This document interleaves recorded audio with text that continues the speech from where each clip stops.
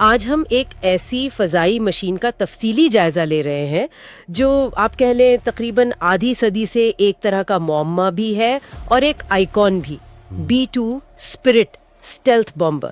جی ہاں، ہمارے پاس نا اس کی ٹیکنالوجی، اس کی ہسٹری اور کارکردگی پر کچھ کافی دلچسپ معلومات ہیں۔ تو آئیے دیکھتے ہیں کہ یہ جو مشہور اڑنے والا پر ہے یعنی فلائنگ ونگ، اس میں آخر ایسی کیا خاص بات ہے؟ بالکل، واقعی ایک غیر معمولی طیارہ ہے۔ اس کی شہرت جو ہے نا وہ بنیادی طور پر 3 چیزوں پر ہے۔ ایک تو دشمن کی نظروں سے پوشیدہ رہنے کی صلاحیت، اسٹیلتھ، جی اسٹیلتھ۔ دوسرا، دنیا کے کسی بھی کونے تک پہنچنے کی طاقت، مطلب اس کی رینج۔ اور تیسرا، بہت بڑی مقدار میں انتہائی تباہ کن ہتھیار لے جانے کی اہلیت۔ تو آج ہم اس کی انہی چیزوں پر بات کریں گے۔ ٹھیک ہے، تو شروع کرتے ہیں بالکل بنیادی باتوں سے۔ نارتھرپ گرمن نے بنایا تھا اسے، ٹھیک؟ جی، نارتھرپ گرمن۔ اور امریکی فضائیہ نے اسے باقاعدہ طور پر 1997 میں اپنے بیڑے میں شامل کیا، لیکن پہلی پرواز تو پہلے ہو گئی تھی 1999 میں شاید۔ جی ہاں، پہلی پرواز 89 میں ہوئی اور کل 21 بنائے گئے تھے۔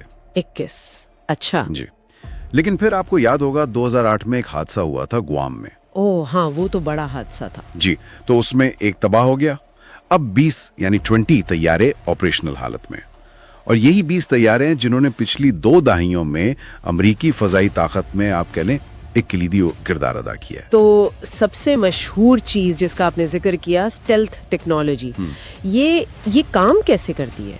کیا یہ واقعی مطلب ریڈار پر نظر ہی نہیں آتا؟ دیکھیں، مکمل طور پر غائب تو نہیں ہوتا، ایسا نہیں ہے کہ بالکل انویزیبل ہو جائے، رائٹ، لیکن اس کا جو ڈیزائن ہے نا وہ فلائنگ ونگ کہلاتا ہے۔ یعنی بغیر دم والا؟ بالکل، صرف پروں پر مشتمل جسم، اور اس پر ایک خاص قسم کا مٹیریل لگایا گیا ہے، ریڈار ایبزاربنٹ مٹیریل، یا ہم ریم کہتے ہیں اسے۔ اچھا، ریم۔ جی، تو یہ مٹیریل جو ہے یہ ریڈار کی لہروں کو یا تو جذب کر لیتا ہے یا پھر انہیں اس طرح منتشر کرتا ہے کہ وہ واپس ریڈار تک نہیں پہنچتی۔ نتیجہ یہ ہوتا ہے کہ ریڈار سکرین پر ایک بہت ہی چھوٹی چیز نظر آتی ہے۔ کتنی چھوٹی؟ کہا جاتا ہے کہ شاید ایک بڑے پرندے جتنا یا اس سے بھی کم۔ اور صرف ریڈار نہیں، انفراریڈ سینسر سے بچنے کے لیے بھی اس کے انجنوں کی گرمی کو خاص طریقوں سے مینج کیا جاتا ہے تاکہ ہیٹ سگنیچر کم سے کم ہو۔ ایک پرندے جتنا؟ لیکن یہ تو بہت بڑا جہاز ہے۔ میں نے پڑھا تھا کہ اس کے پروں کا پھیلاؤ ونگ سپین وہ 172 فٹ ہے، یعنی 52 میٹر سے زیادہ۔ جی ہاں، بہت بڑا ہے۔ یہ تو ایک عام مسافر طیارے جیسے بوئنگ 737 اتنا چوڑا ہے، تو اتنے بڑے جہاز کو کتنے لوگ اڑاتے ہیں؟ عملہ کتنا ہوتا ہے؟ حیران کن طور پر صرف 2۔ صرف 2؟ جی، ایک پائلٹ اور ایک مشن کمانڈر۔ یہ سب ممکن ہوا ہے جدید آٹومیشن اور کمپیوٹر سسٹمز کی وجہ سے، اور یہی 2 لوگ ہیں جو طویل مشنز پر، جو کئی گھنٹے بلکہ بعض اوقات دنوں پر محیط ہو سکتے ہیں، جہاز کو کنٹرول کرتے ہیں۔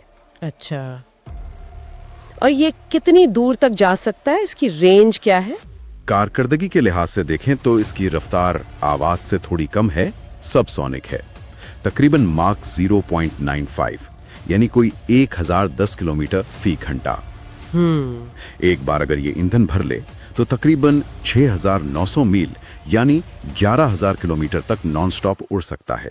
11000 کلومیٹر؟ جی، لیکن اصل طاقت اس کی یہ ہے کہ یہ دوران پرواز ایندھن بھر سکتا ہے، ایئر ٹو ایئر ریفیولنگ۔ اچھا، تو پھر تو اس کی مدد سے عملی طور پر اس کی رینج لامحدود ہو جاتی ہے۔ یہ دنیا میں کہیں بھی جا سکتا ہے امریکہ سے اڑان بھر کر۔ واہ، اور یہ کتنی اونچائی پر اڑتا ہے؟ یہ 50,000 فٹ کی بلندی تک جا سکتا ہے، جو کہ بہت زیادہ ہے، اور زیادہ تر جو روایتی فضائی دفاعی نظام ہے ان کی پہنچ سے کافی اوپر ہے۔ 50,000 فٹ، لامحدود رینج، جی، اور ظاہر ہے یہ بمبارے ہیں، تو اپنے ساتھ کیا کیا لے جا سکتا ہے؟ کتنا وزن؟ یہ تقریباً 40,000 پاؤنڈ یعنی کوئی 18,000 کلو گرام تک اسلحہ لے جا سکتا ہے۔ 18,000 کلو؟ جی، بہت زیادہ۔ اور اس میں مختلف قسم کے ہتھیار شامل ہیں، جیسے کہ جے ڈیمز ہیں۔ یہ GPS گائیڈڈ بم ہیں، بہت ایکوریٹ ہوتے ہیں۔ جی، وہ تو بہت مشہور ہے۔ ہاں، اس کے علاوہ یہ جوہری ہتھیار بھی لے جا سکتا ہے، جیسے B-61 اور B-83 نیوکلیئر بم۔ اور ایک بہت ہی خاص ہتھیار ہے جسے میسو آرڈننس پینیٹریٹر کہتے ہیں، یعنی موپ، मॉप, ये क्या चीज है? ये एक बहुत बड़ा वजनी बम है जो खास तौर से जमीन के अंदर बने हुए मजबूत बंकर्स या टनल्स को तबाह करने के लिए डिजाइन किया गया है। ओह अच्छा, यानी ये ज़ेरे ज़मीन अहदाफ को भी निशाना बना सकता है। तो इसे पहली बार कब इस्तेमाल किया गया था जंग में? जंगी हालात में इसका पहला इस्तेमाल हुआ था 1999 में कोसोवो जंग के दौरान। कोसोवो में? जी, इस वक्त इसकी स्टेल्थ सलाहियत बहुत कारआमद साबित हुई थी क्योंकि ये सर्बियन एयर डिफेंस से बचकर अंदर तक जाकर अहदाफ को निशाना बना सकता था।